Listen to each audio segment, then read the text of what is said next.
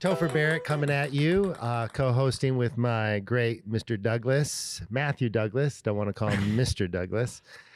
And but we do refer to each other and Mr. sometimes because we are educators. We've been educators for a combined years of over 20.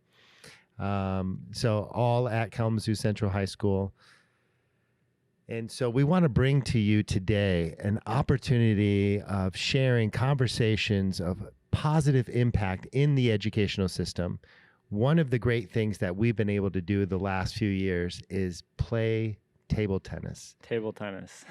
Matthew, like, why do you love table tennis? I guess it all started, when I was a younger kid. Around Christmas time, table tennis was kind of a big deal in my family's household. Everyone would come together, and everyone tried to beat Uncle Scott at table tennis. Uncle Scott was like the be-all, like the best player we've ever seen. Wow. So it kind of went from there. No one was ever able to beat him. How good we talking? I mean, now like it's no competition, man. But so that's kind of just like where it started. Just kind of enjoyed playing it back and forth. And I think it was probably my freshman year of high school when we got a ping pong table at my family's house. So okay, it was never really what it is today, like an everyday thing. But it started there, and then I don't even know. Tell me, how did we even acquire a table tennis, a ping pong table here at Central?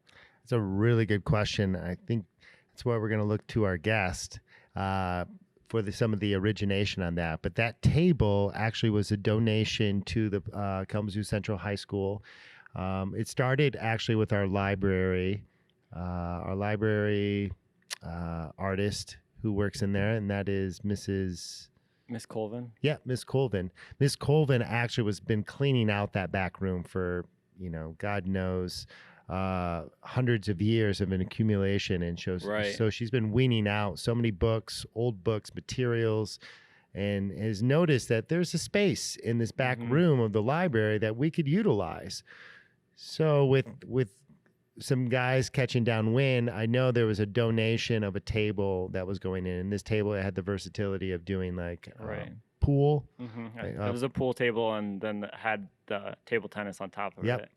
And so cleaned out a few things. This table was donated, and thus playing was born. And then more and more people were catching wind of that and were coming in and just to kind of play on this newfound table. So I think I started teaching it here in 2016. I think the table was here, a year and a half or 2 years before I even knew about it. It was almost like this really hush-hush, secretive like room where this table was. When did you find out about it? It's a great question. I don't think I found out about it until like 2.5 years ago, maybe. I think around the same time as yourself. I know it was towards the end of the school year. I'm thinking probably even into May, and our school gets out in the middle of June. So I'm seeing and hearing some people play table tennis, and I'm in the library. And I believe I went back into that room, and I just, lo and behold, witnessing, I know Straka. Found people playing table tennis. What's going on here? Exactly. And I think that's how I stumbled upon it, like with this like shock and awe at the same time, and going, this exclusionary club, I want in. Right. Yeah, absolutely. Yeah. I mean, at that point in time, I didn't really know many teachers here at Kalamazoo Central, like at all. So this idea of table tennis, this back and forth game, is kind of why we started this podcast, why we're starting this podcast, to have a conversation back and forth between Topher, myself, and other individuals in the education space, as well as, I don't know who we're going to bring on, but that's kind of where the idea of this podcast started. Table tennis ignited not just only connections between teachers. What Matt was saying as well is that there wasn't many connections that he had prior. Now because of the tournaments, because of the constant playing after Tournaments. school, there's been such a boost in morale, boost in connections with other teachers, and that relationship and those connections have really fostered a positive dynamic, Absolutely. climate within the school. Absolutely. And not only is the benefit is between the teachers themselves, but we've also taken on students Right. in these tournaments. Yeah, there's a whole community now of like high school students who are coming together after school by word of mouth. Really, it's not even really officially a club yet. Like we don't have anything set up. Kids are just showing up, That's wanting to play us in table tennis. So it kind of just naturally happened, Yeah. and we actually got a handful of different tables donated. If you're watching this live on YouTube, this table actually that we're sitting at right now was one of the donated tables. Shout out Don Filsek for this table, and it's just really been an ongoing process of Yeah. acquiring new equipment, new paddles, and this ongoing back and forth. I don't know. So with that donation of a table, you were able to quickly set up a second Right, space, right. Due to the demand Yeah. for playing in that first space. How many people do you think there were showing up? I feel like we had to have had 15 to 20 people who wanted to play ping pong pretty regularly. I completely agree, and we're talking about a small, tight, almost a larger than a closet space, Right. and I'm gonna say this right now: the smell from that room, I wish we could capture. I Oh, don't wish we no, could we capture it don't because want it's that. it's horrific And if you were there, you know what we're talking about. really bad. And so that definitely like plays onto my memory of the space and the congestion and Right. amount of people that were in that space, because you're right. The demand was high, even despite the fact that there was a lot of responsibilities going on. I know several people that were in there were coaches, students were on baseball teams and tennis teams and Basketball. basketball, soccer teams. Right. So even pushing those things aside, those responsibilities, people wanted to play at least to get in a half an hour, 20 minutes, 30 Right. minutes, 45 minutes. And this is where I believe we came in to play too. We saw that and we wanted to organize Mm-hmm. some tournament play Right. to legitimize Yeah. our status of quality Yeah. that we had within the room. Yeah, I feel like the gameplay like leveled up really quickly. Like when we all first started, we were all right at ping pong, but I don't know how long we played for. We probably played for probably 6 months straight, if not longer. Absolutely. And the competition level just grew and grew, and we got a lot better. So and that attracted more students and more staff. And it deterred some staff too, Yeah. who couldn't keep up. That's true. And so there was so many people. I think that we would start off with the tournament for 16. Right. So that following fall, that going into that school year of last year, Mhm. that was when we were starting to sink our teeth into creating more legitimacy into our playing. Right. So we built up a few different tournaments over the past couple of years. We decided that we were kind of getting tired of beating the same old people and Right. getting beat by the same old people. So we built I think it was like a 24 person bracket tournament Mm-hmm. over the course of about a month. And obviously I didn't win, but it was a lot of fun. Absolutely. To be able to just to have that camaraderie again amongst the students and staff, was just something that I've like never experienced in the educational community before. Right. And I think you need that almost. You need that sense of community and that sense of camaraderie, because if you don't have that, it's just super monotonous, and school becomes school and it becomes a job, and that you become tired. And that's why I think it's super important to find that group to start something. It doesn't necessarily have to be playing table tennis. It could be any sort of club or any sort of collective. I don't even know what I'm trying to say. Go ahead. No, like you mentioned that it came out of an organic Right. relationship or connection, and these, this dynamic connection that you had with the students began to affect the climate of the school. Right. What would you say? Like you're saying that this is essential for a healthy school to have these sort of outlets for staff and for students. How does one go about, creating this and, designing this within the school? And you're saying that this came about naturally. Right. So is there some basics of things that other school districts can implement and do? Yeah, that's a tough question Yeah. because we didn't even try. I mean, somebody got a table and people got worried about it and we just started playing. Yeah. So I guess find something you're passionate about, something, I mean, as silly as ping pong. Not that we were super passionate about ping pong before this started, but it's not even just a game. It's the fact that it brings us all together and it creates this space for us to kind of just let go and let all the stress go and play back and forth.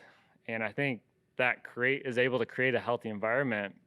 And without that, that camaraderie and the staff relationships, schools can be a dark place. Yeah. I think that's super important. Having a space to just have an outlet of expression, laughter, while at the same time there is this heightened sense of need to win. Could you describe some of those moments that being in this stinky, back library closet, or in your classroom where the second table began to have more tournaments as well and competitive play? Could you describe what goes on during the game? I know the two are playing each other, but what about the onlookers? Yeah, there's two people playing, obviously, and then there's probably 5 to 10 onlookers, students and staff combined, and everyone's heckling everyone. Generally people are rooting for the underdog and just talking so much trash to the guy who's winning, depending on the individual, obviously. But man, it's chaotic, it's loud, it's exciting. Sometimes there's sound effects. People are pulling out their phones, playing the Rocky theme song. There's a lot of sweat. It's just controlled chaos, I guess, is a good way to kind of describe that. How would you describe it? What's your? I think you really captured it. The highs and lows of some of the tournaments or a particular competitive game will always forever just be branded in my memory of looking at a gym teacher. I was going to say Mr. Sproul. No, that is Spada. Spada. Thank you. I knew it was with an S. Shout out to Mr. Spada. Shout out. Great, wonderful baseball coach. Has been a gym teacher at Kalamazoo Central for probably over 20 years, longer than I've been here. And a passionate man who lives with no boundaries when that passion comes out. And so branded in my mind was almost shock and horror at some of his scary foul mouth, that kind of came out, and his threatening nature to break a paddle or two, during the game. I remember that. So I think that just not being limited, not seeing anything that could be contained within the play that we were watching in these games. Right. So, to me, describing those moments is like describing, like you said, almost like a gladiator fight, Right. with all the cheering and jeering going on from the audience. And yet, at the same time, these gladiators battling it out, some taking it a little bit more serious than Yeah. others. Where if you take another teacher we've had here, a business teacher named Mr. Roy, Mr. Roy. this gentleman, oh my Man. God, like during a game, he's taken off his shirt before during the game. Viewer just discretion is advised when you walk into the ping pong room. just to distract his opponent. He will do anything. Yep. He'll get you to look at things across the room. Yep. He'll call you names. He's a master at trying to distract you. Like that's his Yes. technique. He is. Mr. Roy's a decent ping pong player. He's definitely not the best, Yes. though he would probably say differently. But he's a master at getting you distracted, and then that's where he really comes in clutch. Yep. But if you can mentally prepare for that Mhm. and kind of ignore that, which is really hard to do, Yeah. you can beat him. Right. So with all these amazing stories, and the competitive play, the heightened moments of just fun engagement with one another, breaking down all these boundaries that you've described with faculty or with students themselves, you see this as a positive tool in boosting the Absolutely. culture for those relationships. Yeah, I mean, I've seen it. I substitute taught at quite a few different schools around Southwest Michigan, and you see it where like the staff keep to themselves. Even like my first year and a half here, like I wasn't really involved in the community here. I did my job. I packed up and I went home. And when you're able to create that like community amongst colleagues, obviously everywhere you work, you're not going to become best friends with everyone. Mhm. But being able to like have shared experiences amongst your workplace is, I think, really important for everyone's mental health. Just a place to go and to drop all the stress from the day, like I said earlier. Yeah.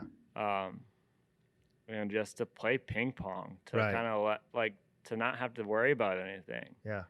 And we have here at Kalamazoo Central, we have 2 assistant principals that actually play on a Yep. regular basis. Yeah.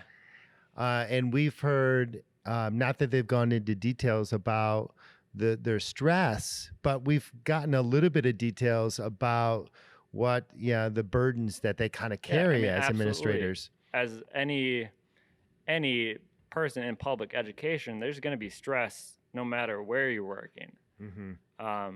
And it's been fun to kind of see them come into the ping pong room and kind of drop that, unclip the keys, set them on the counter, and Yeah. go to work on the table, and they're good. Mm-hmm. That's a really great image of taking their keys and dropping it. Very symbolic of the responsibilities, just unleashing that kind of pain and struggle. So I think it's a really great image, and I think the dynamic or like the levels of different people, again, administrators and teachers, which there could be definitely tension between the two, Right. are coming together Yeah. in a place, in a space, and duking it out on a ping pong table, Right. rather than having negative conversation due to you not doing this or you not doing Yeah, that. I feel like there's oftentimes people beating around the bush, and when you're able to create this sense of a community, people can come together in the space and be real with one another and Mhm. talk about what they're going through, talk about their stresses, what happened earlier, what happened at lunch, and be able to lay it out on the table and have Yeah. a space where you feel like you're not going to be judged. Yep.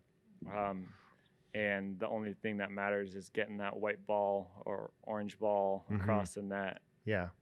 You've said it again and again so many times. Table tennis for teachers here has brought a tremendous amount of positive reinforcement within our school, has giving us a dynamic and a relationship with other teachers, Yeah. and made those personal connections, broke down those boundaries, and allowed us to laugh and de-stress in a stinky old library closet. Right. And so we have much to think and thank and appreciate with that. And that's I think I find in public schools across the nation, I'm really intrigued to know what works for them. What are those different table tennis variations Right. that they have within their schools that bring that Absolutely. positive interaction? I'm interested to know. And so I think that's part of my pursuit in this with Mr. Mhm. Douglas, Mr. Matthew Douglas here. And that question drives me to also know more in the education of Yeah. what can we do as educators? What can we do in our schools and in the climate of our schools to break these boundaries down and to get teachers talking, get them connected, and even despite the fact that they might not be skilled, in the arts Right, of of table table tennis tennis. or Yeah, it doesn't have to be table tennis. right.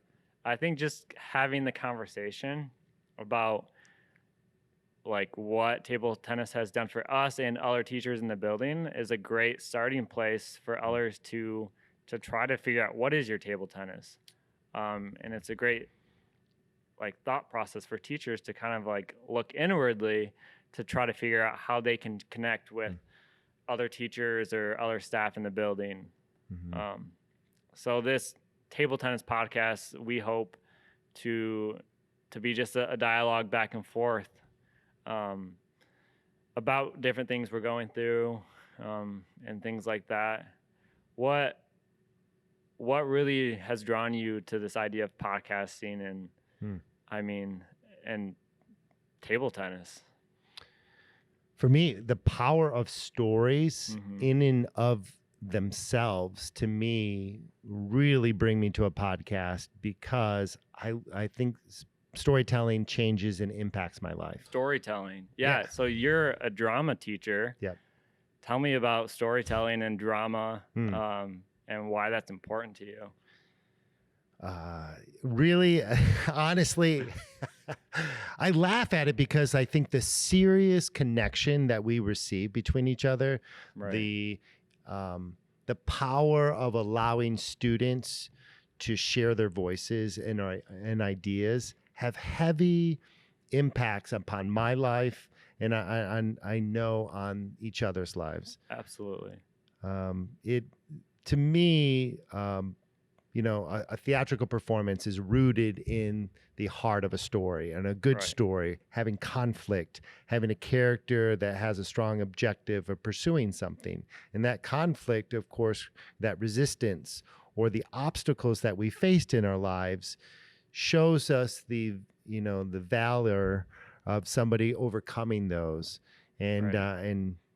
and to me, when we hear somebody share their story, we're seeing them overcome great odds, Right. and they're personalized.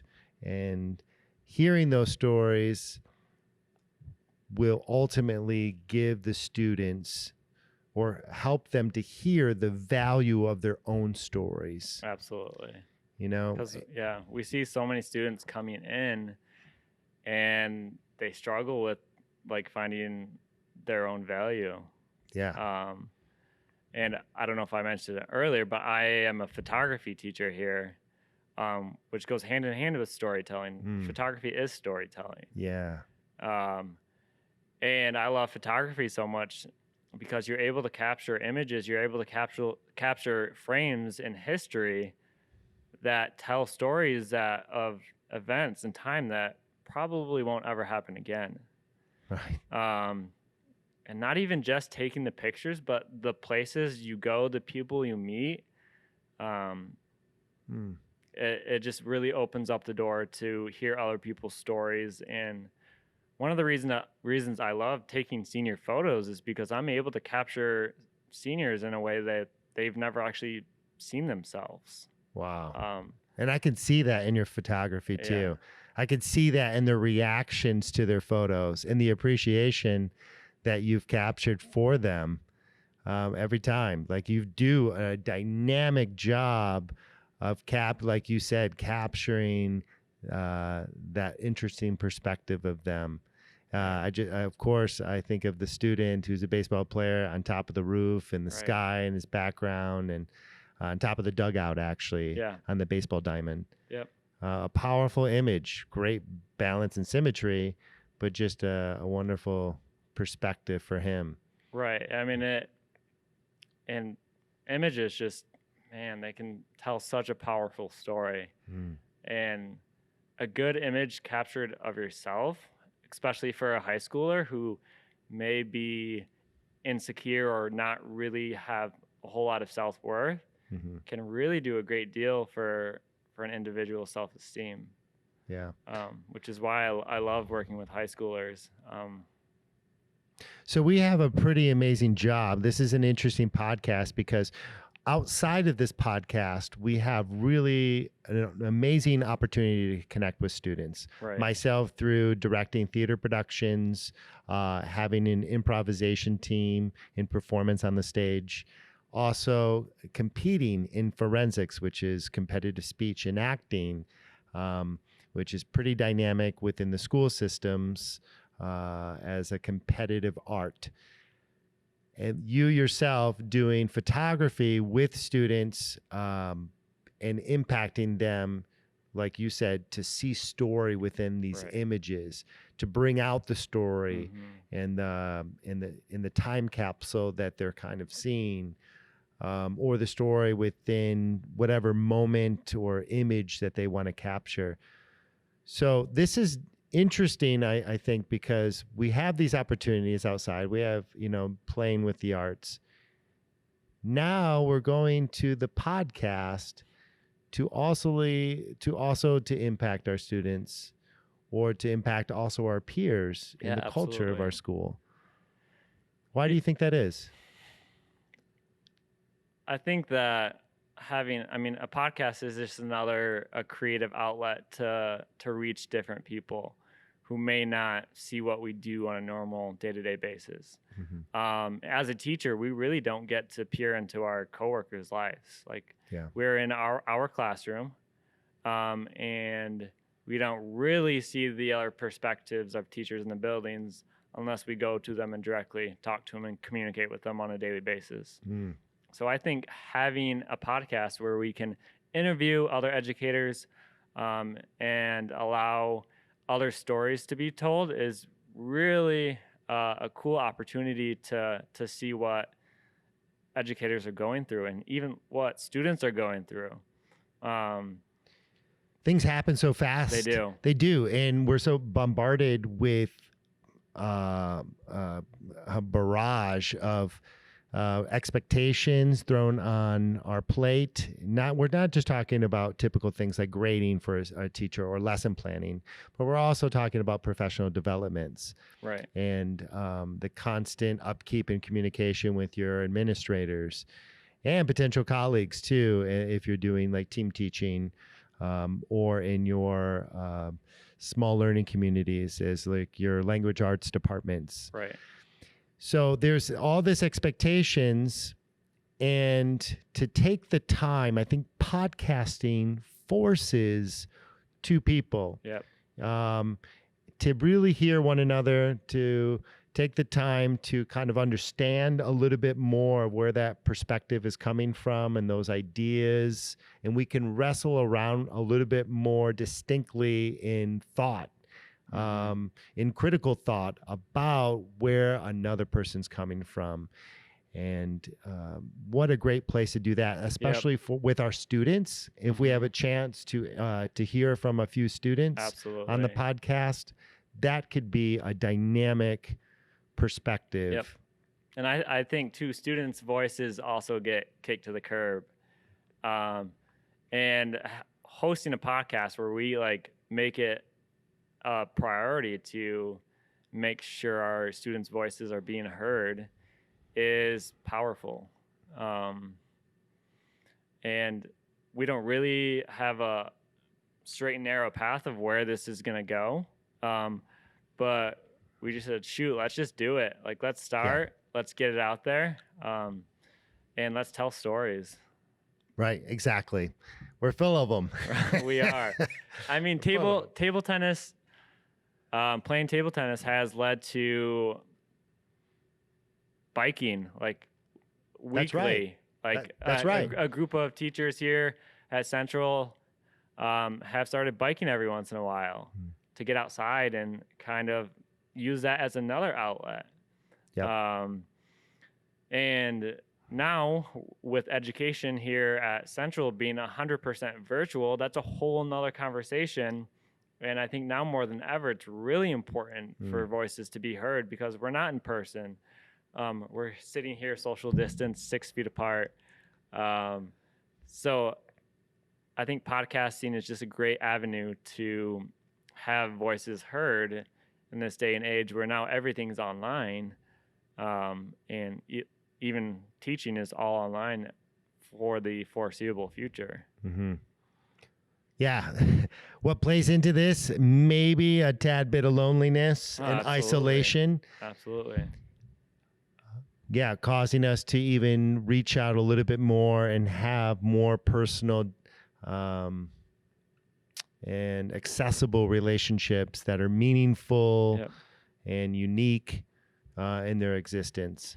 I like what you pointed out is that table tennis has been a springboard for many other activities and ideas, especially as faculty, especially as we've connected a lot more within the last year because I didn't really think about it until you mentioned it, but I guess it has been table tennis that has even united us a little bit more. Right. Where I was thinking about that, I was like, really? Is that what united us a little bit more in our time with one another? And that we were, because we've been such in strong proximity to each other. We're neighbors. Right. We teach across from each other. We teach literally across the hall.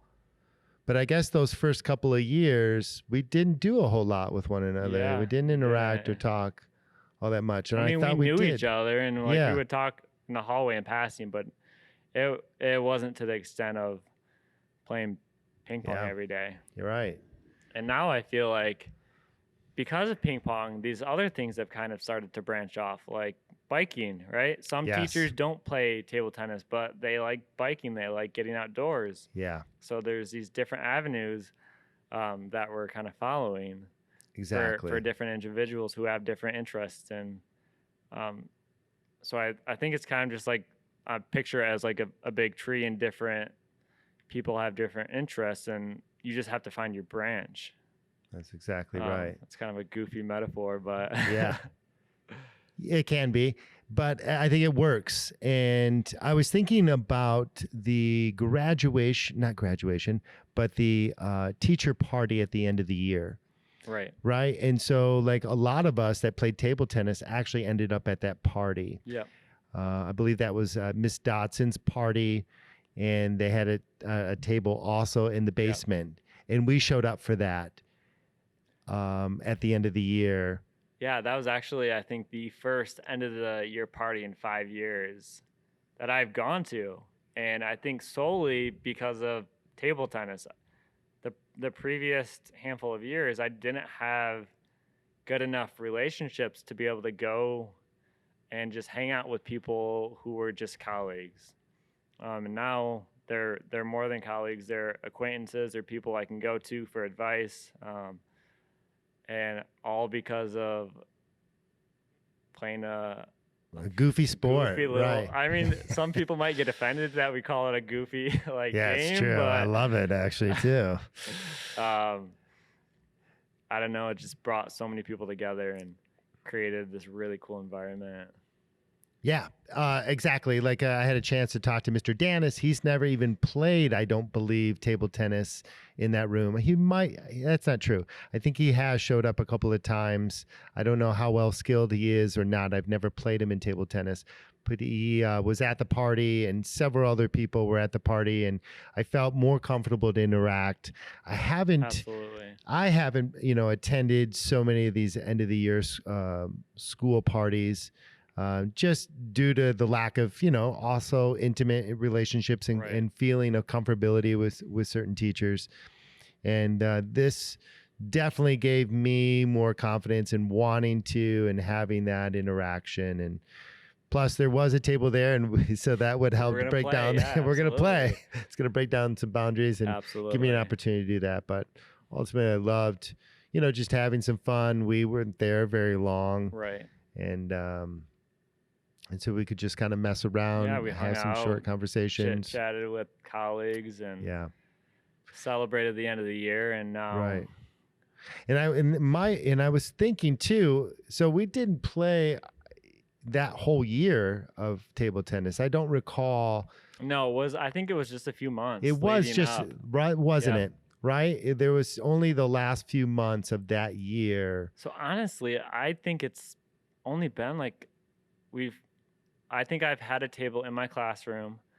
I have a pretty large classroom. Yeah. For those of you who are like, how the heck do you have a ping pong table in your For classroom? the majority of the whole year last year. Yeah. So the majority of all last year, I had a ping pong table in my room, and I think the previous year, for a couple months, we played in the library, that back Yeah. storage room. Yep. Exactly. So it really hasn't been a long time that like people have started to come together. Right. And things have just kind of taken off like wildfire. Unfortunately, of course, we have some weathering resistance due to COVID and Right. social distancing and now being online for our courses. Yep, it makes it harder. So it does. And so we're looking to, we're looking to counteract that, I Right. think, because we don't have the table tennis. We don't have that interaction. Right. And students are ultimately really struggling right now. Yeah. They're struggling due to the lack of socialization, the proximity and connection to one another, Right.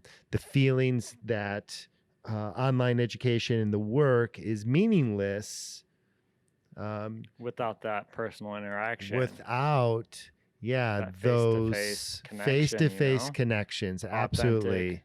Yes, without that tactile, I can touch my work as well. Right. I can see my teacher show their concern or their Mhm. passion for their subject matter.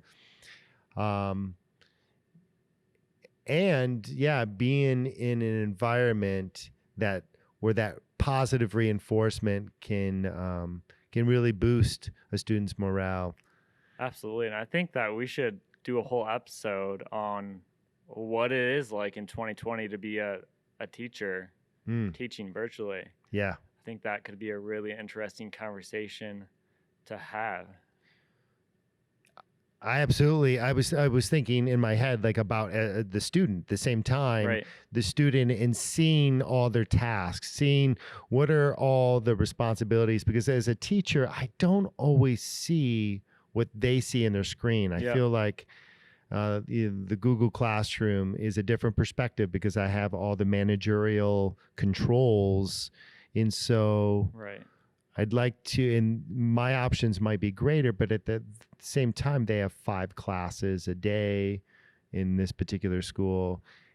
And to see, what they perceive as busy, or the work that the onslaught of work that's being thrown at them and how they manage those schedules would be a fascinating, I think, documentary as well.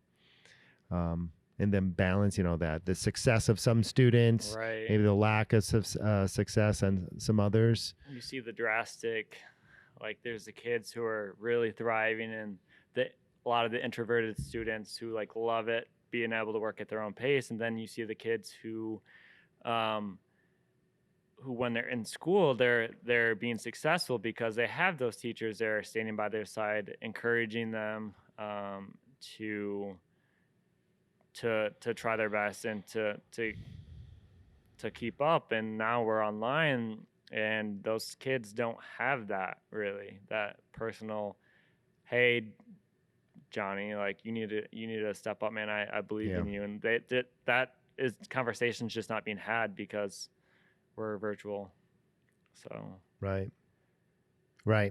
is so many students can be lost within Yeah. the cracks of the classroom, Absolutely. where the proximity sometimes, if somebody's sleeping Right. You in don't your know. classroom, You don't know. right, and what we don't see a lot of times, and also the window in which we can see into our students' worlds is typically closed. That Yep. window, meaning their screen, we're usually given it a picture, an image, or just a letter representing them.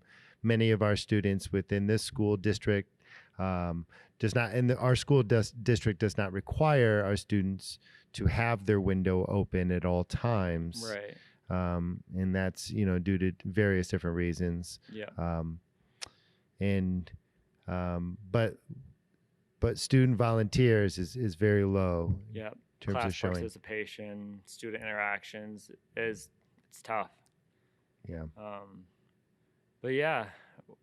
So that I like the idea where we could go from Yeah, here absolutely. with this into the exploration of like the teacher's responsibilities and what it looks like as a teacher doing online learning, or sound like, Right. if you can't necessarily see the ins and outs. Also, I think it'd be really great to kind of hear from some other teachers that have had success in the classroom, and maybe administrators potentially as well, and what they're seeing and their perspective in all of this, Right. what obstacles they're facing. And I'm always open to kind of to seeing what's working for Right, other people in absolutely. other school districts. What are they doing that is provoking involvement, connection? Right. Yeah, so we really want this to be an open conversation. So Yes. feel free to reach out to us. Not really sure how that's going to work as of now because we haven't gotten that far. But once we do get that far, we will get that information to you guys to an email address where to send questions, comments, and potentially even bring you on the show. So, do you have anything else for today, or do you think that this is a good spot to kind of wrap things up? I think Barrett and Douglas signing off. We'll just take maybe the Mr. off. Barrett and Yep. Douglas, Matthew Douglas. BD. Douglas and Barrett signing off on this table tennis teachers for table tennis, or table tennis teachers. We're still figuring it out, but this has been episode 1. So we will talk to you guys soon Hey, thank you for joining us. if you made it this far. Congrats. Congrats. See you guys. Take care.